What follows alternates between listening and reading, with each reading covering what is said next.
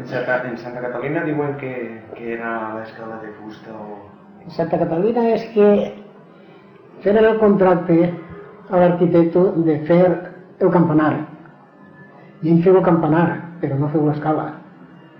I encara li diuen, escolta, això vostè diu, el contracte està el campanar, però l'escala no.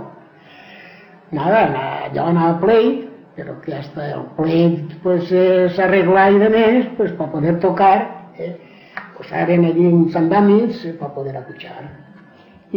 Però l'arquitecte hice guanyar el públic. I encara estan els andamis? No, home, no, allà fon momentàniament, allà fon de moment, mentre durà el pleit, però el pleit el guanyar l'arquitecte, sense fer l'escala. No senyora, a mi m'ha dit que el campanar i ha fet el campanar. Si hagueren dit campanar com su escalera, jo he de fer l'escala. Vostè ha conegut la xarra?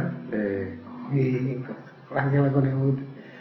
I l'he vist quan les llevaren allí en l'entaulat, allí dins, la gran i la mitjana.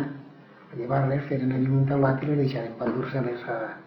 Una a fundir, la gran la fundiren.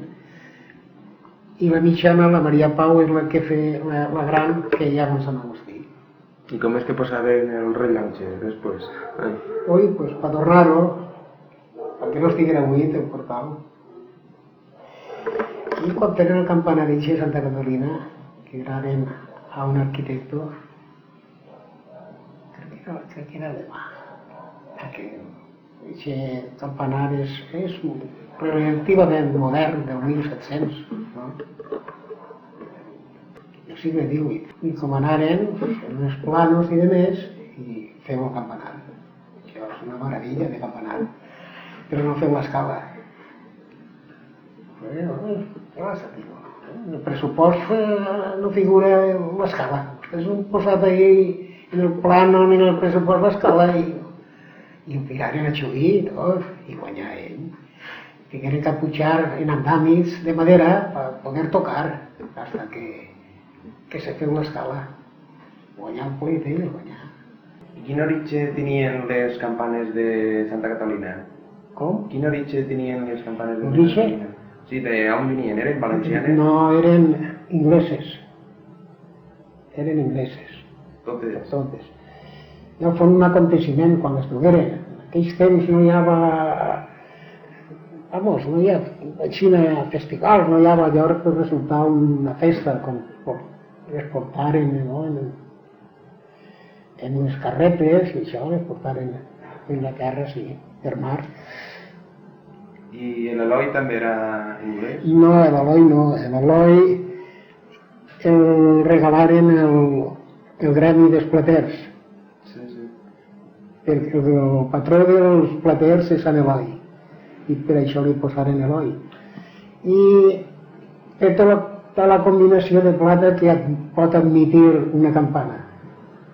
És igual que la Caterina de la Seu.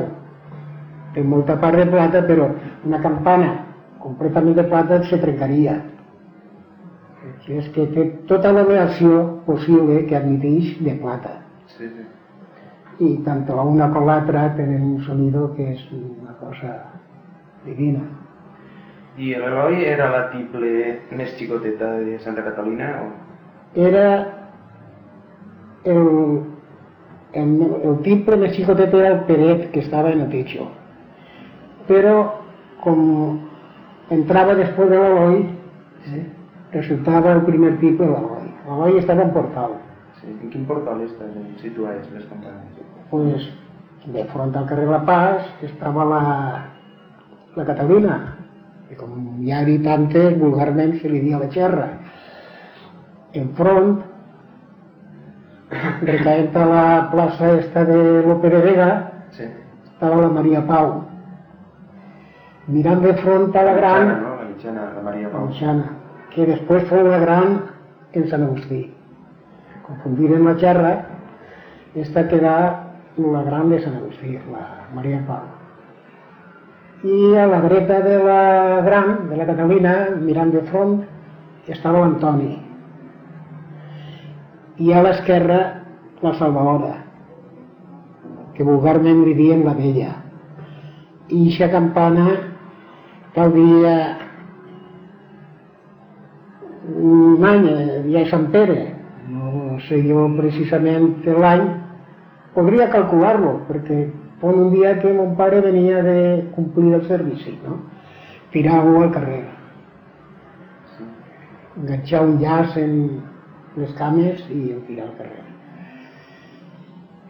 I després al costat estava la Margarita, i a la dreta de la dins del campanar, a la dreta de l'Eloi. Eren així que hi havia els portals.